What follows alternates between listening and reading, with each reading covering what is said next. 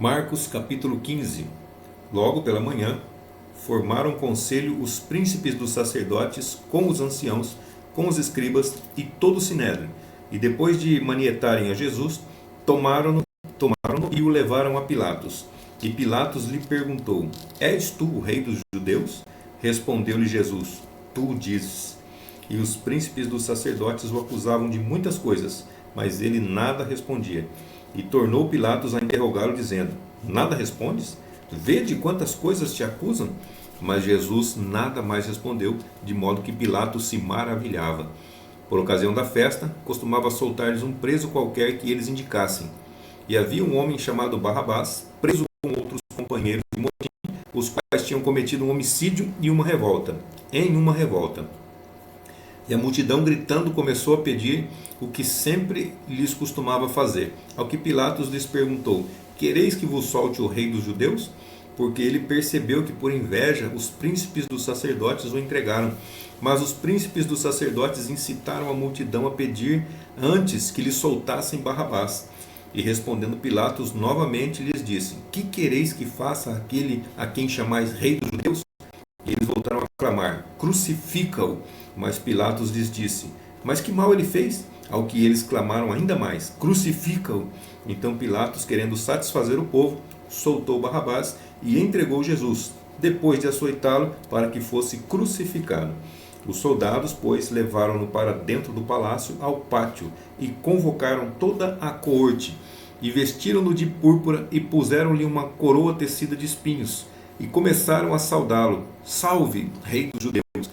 E feriram a cabeça com uma cana, e cuspiram nele, e o adoravam, dobrando os joelhos. Depois de o escarnecerem, despiram-lhe a púrpura, e o vestiram com as próprias vestes. Então levaram-no para fora, a fim de o crucificarem. E encarregaram um certo Simão Cirineu, pai de Alexandre e de Rufo, que por ali passava, vindo do campo, a carregar-lhe a cruz. Levaram-no, pois, ao lugar do Gólgota, que traduzido quer dizer lugar da caveira, e deram-lhe a beber vinagre misturado com mirra, mas ele o desprezou. E quando já o tinham crucificado, repartiram entre si as suas vestes, lançando sorte sobre elas, para saber o que ficaria com cada um. E era a hora terceira, quando o crucificaram. Por cima dele estava escrito o título da sua acusação: O Rei dos Judeus. Também com ele crucificaram 2 salteadores, um à sua direita e outro à sua esquerda. E cumpriu-se a escritura que diz: E com os malfeitores foi contado. E os que passavam blasfemavam dele, meneando a cabeça e dizendo: Ah, tu que destróis o santuário e em 3 dias o reedificas, salva-te a ti mesmo e desce da cruz.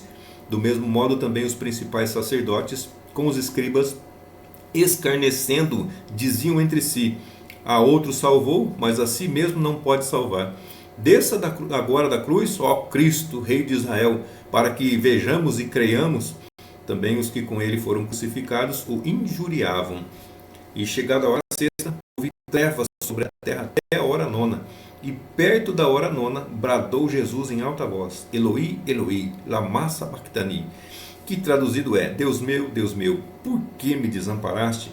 E quando alguns dos que ali estavam viram isso, diziam: Eis que chama por Elias. Correu um deles e ensopou uma esponja em vinagre, e pondo-a numa cana, dava-lhe de beber, dizendo: Deixai, vejamos se Elias virá baixá-lo. Mas Jesus, dando um grande brado, expirou.